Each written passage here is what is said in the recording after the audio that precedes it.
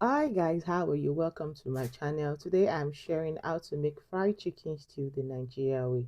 So guys, if you enjoy Nigerian dishes, style of cooking, or you want to learn how to cook Nigerian food, perhaps you're married to a Nigerian man or woman, but you want to have a full idea, please follow my channel, click the like button, subscribe for you to learn more. So it's a detailed video on how to make fried chicken stew using a boiler chicken. So after marinating all the chicken, which I used chicken powder, ginger and garlic paste. I have several videos on this channel which I have shown how I marinate and what I use in marinating. So I used chicken powder, curry, thyme, pepper, and ginger and garlic paste, marinating it after it's been rinsed, and I left it for 15 minutes before boiling. So once it's done boiling, I will take it out. I'm taking it out, then let it cool for a while before I fry it openly. So guys, it's just a 7-minute video that will take you on how to make a classic Nigerian style fried chicken stew. So at the end of this video, if you really enjoy my video, please remember to subscribe, like the button, click on the copy the link and share it on your WhatsApp video, on your WhatsApp status, I'm sorry, and so that your friends and family can get to see it. Over the past 10 days or 2 weeks, I've had 8 subscribers. So thank you to those that subscribe and clicking the like button and sharing. I appreciate it. I need more of you that watch to please subscribe to my channel and always engage in my video. So to blend your pepper mix, I like taking out the seed on my red cap, and make sure you have the habit of using a lot of onions. Onions is actually a good sweetener that flavor your tomato garlic paste.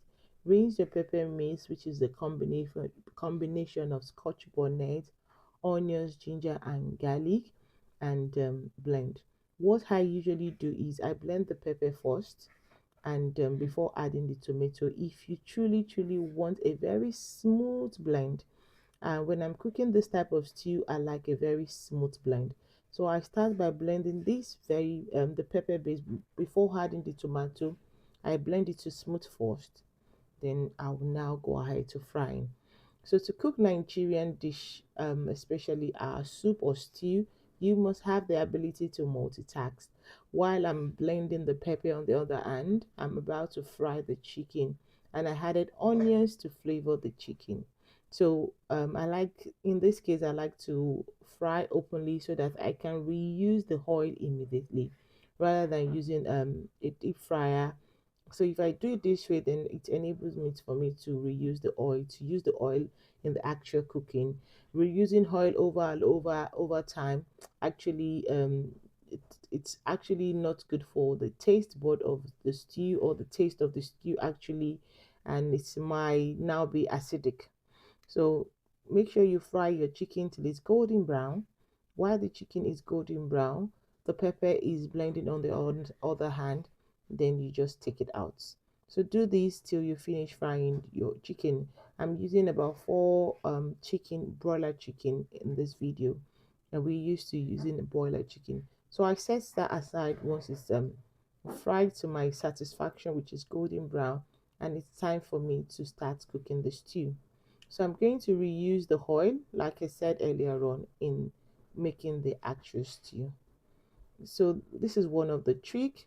I sieved the chicken broth from it, so that when I'm going to be adding the chicken broth, it's going to give a clean look to the taste rather than having all the particles from the chicken broth directly in the stew. So that was one of the reasons why I sieve the chicken broth. Rinse the pepper out of the blender and the whatever you use in transferring it when you were blending. I just pour them in a separate pot till I finish blending the whole thing. So put bay leaf. Bay leaf is very good. It's very good to flavor your sauce stew, and is actually a kind of preservating to the soup or the stew, whatever you're cooking. So after I let it cook for like 15 minutes, it's time for me to add my fried chicken. This is the key way to get a perfect fried chicken stew. Once it's cooked to a point, after I pour the chicken in, I let it cook for another 10 to 12 minutes. And if you actually want it to be super fried, after the first 12 minutes, cover it, turn the heat down on the scale of 1 to 10, leave it for like 7 or 5, and let it continue to fry slowly. The longer you leave it, the more it's going to fry. So if you want it super fried, you just reduce the heat and let it fry. Just reduce it to like about 4 on the scale of 1 to 10, 4, and you just let it continue frying. So the longer it stays, the more it's fry. So it's just very simple to make it. So guys, if you do love my video and if you're going to have this stew, a closer look, let me know what you'll be having this stew with in the comment section. Rice or eba or yam, whatever you would like to have this with, leave a comment. So this is another trick.